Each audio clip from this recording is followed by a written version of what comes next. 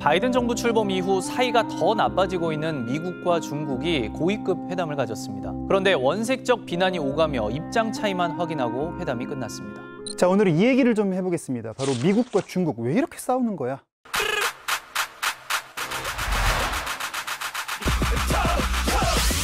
여기에 한 학교가 있습니다. 이 학교에는 싸움을 아주 잘하는 일진이 한 명 있고요. 그리고 저 뒤에 덩치는 큰데 아직 둘이 싸워보지 않은 학생이 한 명 있습니다.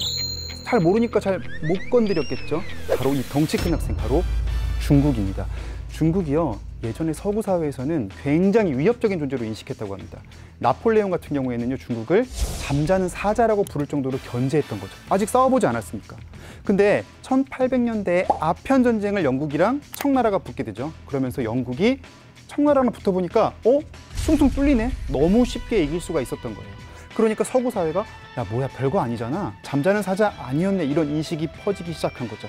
그러면서 청나라가 계속 당하기 시작하는데요. 아시다시피 아편 전쟁에서도 패하고요, 청일 전쟁에서도 일본한테 지죠. 그래서 어떤 일이 벌어집니까? 대만을 식민지로 뺏기기도 하고 이렇게 탈탈탈탈 털립니다. 자, 아큐정전이라는 소설, 한심해 보이는 소설 속 주인공 아큐의 모습을 보고 저게 내 모습이구나, 우리 중국인들이 저렇구나, 이런 상황에서 중국은 내전을 거치게 됩니다. 국공내전이라고 들어보셨죠?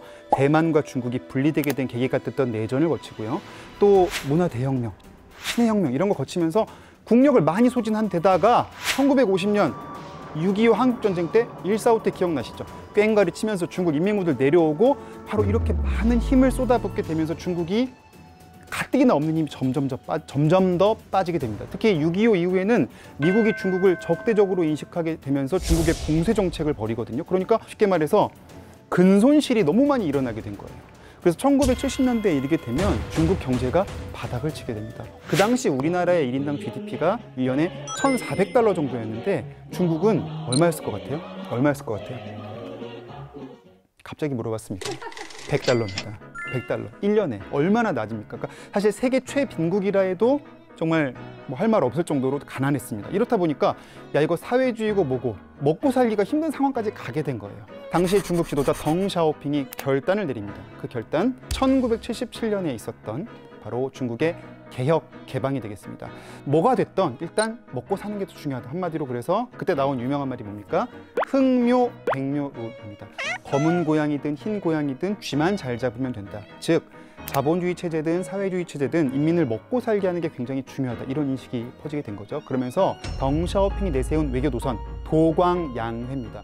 도광양회는 삼국지에 나오는 말이에요. 유비가 조조 앞에서 칼집에 빛을 숨기고 막 바보 행세하면서 때를 기다렸던 것에서 나온 사자성어인데, 덩샤오핑은 이 도광양회, 한마디로 일진 앞에서 바짝 엎드리라는 당부를 100년은 유지하라고 합니다. 이 덩샤오핑 다음에 온 지도자가 누구냐? 바로 장쩌민 주석입니다. 장쩌민 주석 때까지는 이 도광양회 기조가 유지가 됐어요. 우리나라의 삼성의 이건희 회장이 중국에 진출할 때 바로 만났던 사람도 장쩌민 주석이에요. 장쩌민 주석, 도광양회 정신을 이어받아서 그때부터 뭘 하기 시작하느냐? 각국의 공장들을 중국으로 끌어모읍니다. 굳은 일 마다하지 않고 인민들이 먹고 살 수 있는 건 무엇이든지 한다. 당시에 이런 공장들은 선진국 입장에서는 굉장히 부담이었어요. 왜? 환경오염도 유발하죠. 여러 가지 또 사회 문제를 일으켰기 때문에. 우리도 그때 90년대에 기억 안 나세요?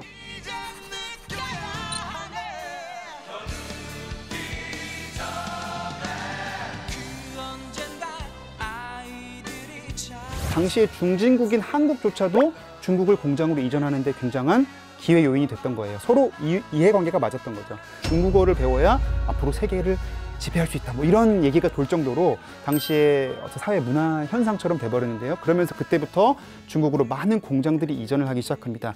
장쩌민 주석 때 이렇게 투자 유치를 적극적으로 했던 중국은 고도 성장을 이어가게 되고요. 경제 성장률이 두 자릿수, 10%, 11%, 12%까지 쭉 이어가게 됩니다.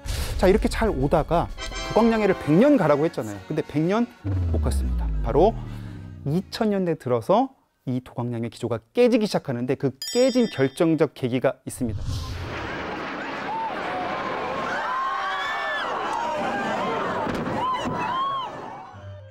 알카에다가 미국에 했던 그 비행기 세계 무역센터 그 테러잖아요. 근데 이거랑 중국의 도광양회랑 뭔 상관이야 할 수도 있겠지만 미국이 2001년 테러와의 전쟁을 선포하게 되고요.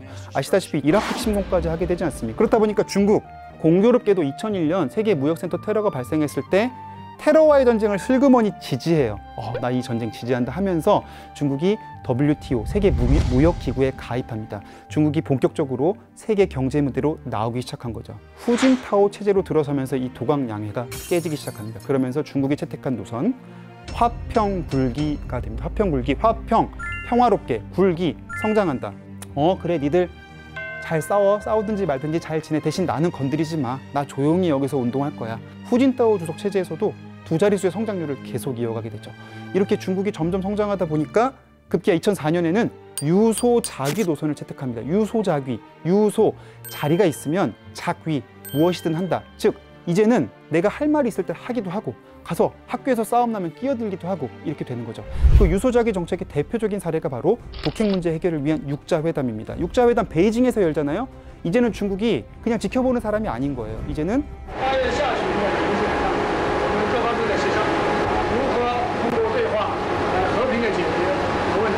세계 문제에 직접 끼어들고 관여하고 판을 깔아주는 당사자로서의 역할을 하게 되는 거고요. 그렇게 중국의 정책이 바뀌게 되는 거죠. 그러면서 2005년에는 반분열 국가법을 통과시킵니다. 이게 뭐냐면요, 대만이 독립을 하려고 하면 무력도 사용하겠다. 즉 대놓고 이제 무력을 행사하겠다는 것을 보여줬던 법인데, 당시에 대만에서는 뭐 난리가 났었습니다. 반중 시위도 열리고 그랬어요. 이런 식으로 중국의 국력이 점점 커지면서 어떤 시점이 다가오죠? 바로 2008년 베이징 올림픽이 다가오죠. 중국은 베이징 올림픽을 기점으로 중국의 국력을 세계에 쫙 보여주고 싶었고요. 공교롭게도 2008년에는 미국에서 서브프라임 모기지 사태가 터지면서 리먼 사태 많이 아시죠? 미국 경제가 큰 타격을 입게 됩니다. 물론 세계 경제가 전부 힘들었지만 생각해보세요. 미국이 9.11 테러로 중동의 발목이 잡혀서 싸움에 집중했고, 그리고 2008년에 리먼 사태로 굉장히 힘든 사이에 중국은 어떻게 보면 방해받지 않고 국력을 쑥쑥 키웠던 거죠. 그러면서 급기야 이제 시진핑 체제에 들어서서는 중국 몽을 꿈꾸더니 그 중국 몽이 이제는 화평불기가 아니라 대국불기가 되고요. 대국으로 성장한다. 그리고 이제는 전랑 외교로 노선이 바뀌고 있습니다. 전랑 무슨 뜻이냐면 영어로는 울프 워리어라는 뜻이에요. 싸움하는 늑대입니다. 이제 중국은 더 이상 뒤에 앉아있는 전학생을 쳐다보는 그냥 대상이 아니라 이제 늑대처럼 가서 물 수도 있다는 그런 결기가 느껴지는데요. 이렇게 중국이 많이 성장하다 보니까 미국 입장에서 어떻겠습니까? 야, 이거 더 이상 두고 볼 수가 없나.